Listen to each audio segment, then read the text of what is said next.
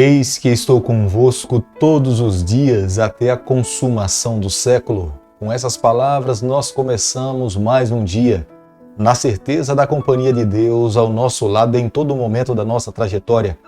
Essas palavras foram proferidas por Jesus aos seus discípulos, falando para ele que estaria ao lado deles em todos os momentos das suas vidas.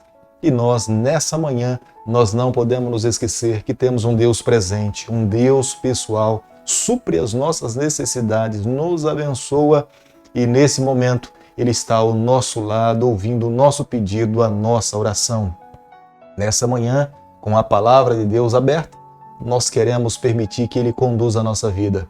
O livro de Salmo, capítulo 103, o verso 21, a Bíblia diz o seguinte: Bendizei ao Senhor todos os seus exércitos, vós ministros seus, que fazeis a sua vontade. Salmo 103, o verso 21.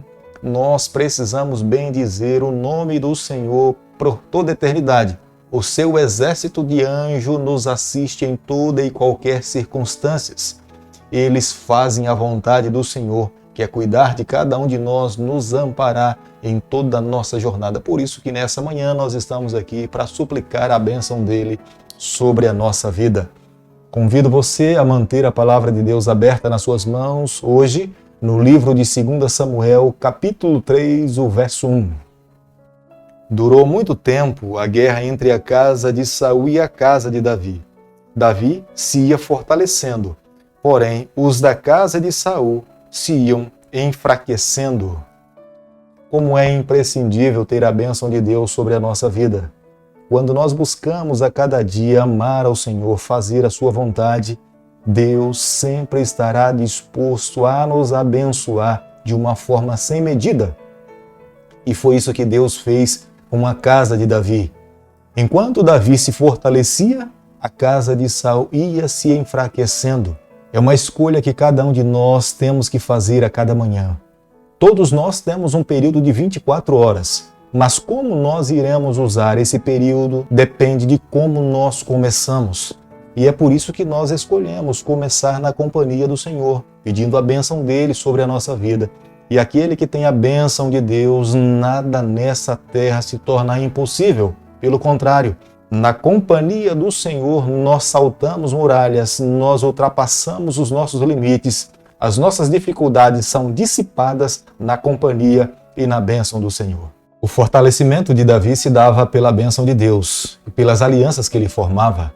Abner, que era um dos comandantes forte e sábio, líder daquele período, passou a apoiar a Davi. E foi ele que fez a transferência do reino de Israel para o comando de Davi. Quando a Bíblia fala também que Davi se fortalecia, era também o aumento da quantidade de filhos que Davi passou a ter. Do versículo 2 ao versículo 5 do capítulo que nós estamos estudando nessa manhã, nós vemos que Davi se casou com muitas mulheres. Embora o escritor do livro de 2 Samuel não condene essa prática na vida de Davi, mas nós sabemos que a palavra de Deus condenava a poligamia. Mas observamos que cada filho que Davi possuía tinha uma mãe diferente. Fica muito evidente para nós que ele tinha se casado com muitas mulheres. Um dos filhos de Davi, chamado Aminon, esse trouxe muita tristeza para o seu pai. O terceiro filho de Davi, que se chamava Absalão, esse também tentou usurpar o trono de Davi. E Adonias, que era um dos filhos também de Davi, não seguiu uma trajetória diferente na sua vida. Os outros filhos de Davi tinham uma figura muito apagada ou já tinham morrido. Eis a razão pela qual o escritor não se detém em pronunciar muito o nome deles. No Antigo Oriente, quanto mais uma família possuía filhos, era sinal de bênção. Quanto menos filhos, era uma declaração de que não tinha a bênção de Deus para a sua vida.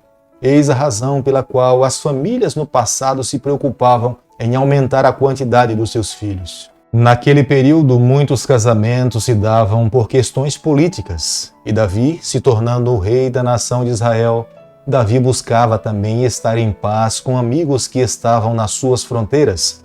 Maaca, que era filha de Talmai, que era um dos líderes que estavam ao seu redor, Davi se casou com a sua filha por questões políticas. Casando-se com essa moça, ele teria paz do lado norte, sul e oeste de Israel.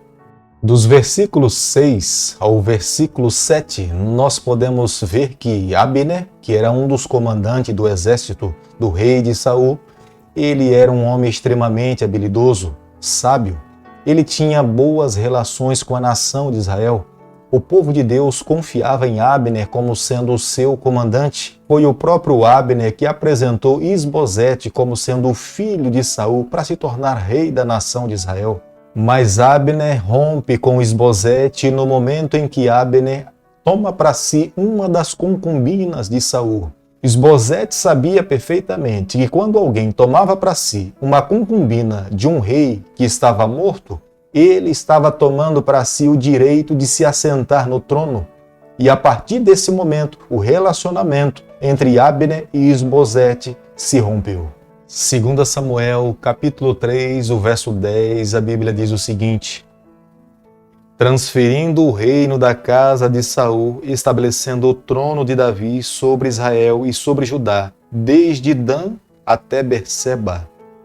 A partir do momento em que Abner, que era comandante do exército de Saul, rompeu com Isbosete, Abner passa a prestar todo o apoio ao reino de Davi. É ele mesmo que é responsável em fazer essa transferência do reino do lado de Israel, apoiar a Davi no reino de Judá. E é diante dessas circunstâncias que Davi assume o governo de toda a nação de Israel. No versículo 13, nós podemos ver que Davi exige o retorno de Mical, que era a filha de Saul. Esta era uma ação política também. Davi sabia que se casando com a filha de Saul, ele estaria se casando com a princesa e automaticamente ele também teria direito para se assentar no trono. Momentaneamente olhando para essa ação de Davi, podemos ver que Davi age com o seu coração de humano. Nós não podemos justificar esse ato de Davi separar Mical do seu esposo para se casar com ele, pelo fato de Davi poder unir uma nação. Mical estava muito bem casada. Quando nós olhamos para o futuro, no capítulo 6, nós veremos que Mical retribui de uma forma negativa pelo fato de Davi ter lhe separado do seu esposo. Mas todos esses males são resultados do passado, porque Davi, no momento em que matou Golias por direito, quem deveria de fato ter permanecido casado com Mical era Davi, porque ele matou Golias. Mas Saul, insatisfeito com a vida de Davi, pegou a sua filha e deu a mão a um outro homem. Nesse momento da história de Davi, podemos perceber que Davi agia como um ser humano. Não estava sendo conduzido pelo Espírito. Ele deveria ter esperado no Senhor. Aqueles que esperam no Senhor são abençoados por Deus, são recompensados pelos céus. Mas Davi, olhando de uma forma humana, pensando no trono, unir uma nação, ter o direito nas mãos de poder governar, ele busca o direito de se casar com Mical. Dos versos 22 aos versos 25 do capítulo 3 do livro de 2 Samuel, nós podemos ver que quem era comandante do exército de Davi era Joabe. Mas Abner, que tinha sido comandante do exército de Saul, era um homem leal a Davi. Foi ele mesmo, com a sua habilidade, inteligência e respeito conquistado diante dos seus soldados e de toda a nação de Israel, que fez a transferência do reino de Israel para o reino de Judá, para que Davi pudesse governar sobre todos os israelitas. Mas Joabe era um comandante inseguro. Ele temia que no futuro Abner se tornasse comandante do exército de Davi. Além da sua insegurança, ele tinha ressentimentos, porque no passado Abner tinha matado em batalha o seu irmão Asael. Joabe aproveita uma conversa que tem com Abner e traiçoeiramente lhe fere com a espada no abdômen, e é nesse ferimento que Abner perde a sua vida. Fica muito evidente para nós nessa manhã que Joabe jamais conseguiu se esquecer do que tinha acontecido no passado. Pelo fato de Abner ter matado seu irmão no campo de batalha, não fazia com que Joabe se tornasse um vingador de sangue, porque quando as mortes se davam em batalhas, não se poderia advogar o direito de ser vingador. Mas Joabe não conseguiu se esquecer do passado das ações de Abner. Alimentava no seu coração o ressentimento, e a primeira oportunidade que ele teve, ele matou a Abner. Fica muito claro para nós, quando estudamos a palavra de Deus, que Davi não compactuava com a atitude de Joabe. Na verdade, Joabe alimentava no seu coração o rancor, a inveja, a insegurança, e na primeira oportunidade que ele teve na vida, ele se vingou. Davi, como rei da nação de Israel, ele tinha nas mãos a responsabilidade de fazer justiça. Mas pelo fato de estar lidando naquele momento de unir dois lados, norte e sul, Davi não teve forças naquele momento para fazer justiça com as suas próprias mãos. Ele entrega nas mãos de Deus. Como rei de Israel, acredito que o povo esperava que Davi fizesse justiça, porque Abner era estimado e amado pela nação de Israel. Abner era talentoso, era um líder nato, era um comandante de guerra exímio. Através das suas mãos, Deus lhe concedeu muitas vitórias. Mas pelo fato desse crime se dar nesse momento dessa transição, Davi optou em colocar nas mãos de Deus para que a justiça pudesse vir das suas mãos. As palavras de Davi que nós encontramos no versículo 29 declaram que Davi estava trazendo uma maldição sobre Joabe e sobre a sua família. Embora publicamente ele não tenha tomado uma atitude com atos de justiça, mas ele coloca essa situação nas mãos de Deus e, em vez de se alegrar com a atitude de Joabe, ele traz uma maldição sobre sua vida e sobre a sua família. O próprio Joabe foi obrigado a participar desse momento de luto que o povo de Deus passou. Abner foi morto num tempo de paz. A morte de Abner trouxe muita tristeza para o povo de Deus. Eles prantearam, eles choraram a morte de Abner, vestiram panos de saco. Davi jejuou por um período de uma noite. Abner foi morto no processo de introduzir Davi como sendo o único rei de todo o território da nação do povo de Deus. Querido amigo, nessa manhã, ao concluirmos o capítulo 3 do livro de 2 Samuel, eu e você nós precisamos chegar às seguintes conclusões. Embora nós saibamos e podemos ver claramente no capítulo 3, Davi começa a governar num período de muitas intrigas, mas Deus se aproveita desse momento para solidificar o reino de Davi. Jamais nós podemos nos esquecer, Deus tem o controle da história. Deus tirou Davi de trás de uma manada de ovelhas e o colocou no trono da nação de Israel. Como vale a pena obedecer a Deus, seguir as suas orientações, permitir que Ele se assente no trono do nosso coração.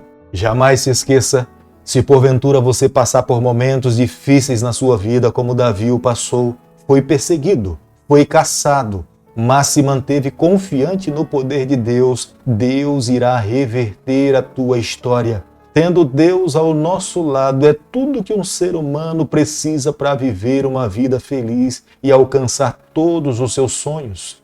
Davi só conseguiu se assentar no trono da nação de Israel mediante a bênção de Deus sobre a tua vida. É tudo que eu e você nós precisamos no decorrer desse dia e da nossa vida. Tendo a bênção de Deus sobre nós, nós viveremos uma vida feliz. Querido Pai, nas tuas mãos nessa manhã nós nos colocamos. Suplicamos a tua bênção sobre a nossa vida. Permanece ao nosso lado, conduz a nossa trajetória. Nós oramos, nós pedimos e o fazemos em nome de Jesus. Que o Senhor te abençoe e te guarde. Que Ele faça resplandecer o seu rosto sobre você. Que Ele tenha misericórdia de você. Que sobre você, nessa manhã, Ele levante o seu rosto e conceda a sua paz em nome de Jesus. Amém.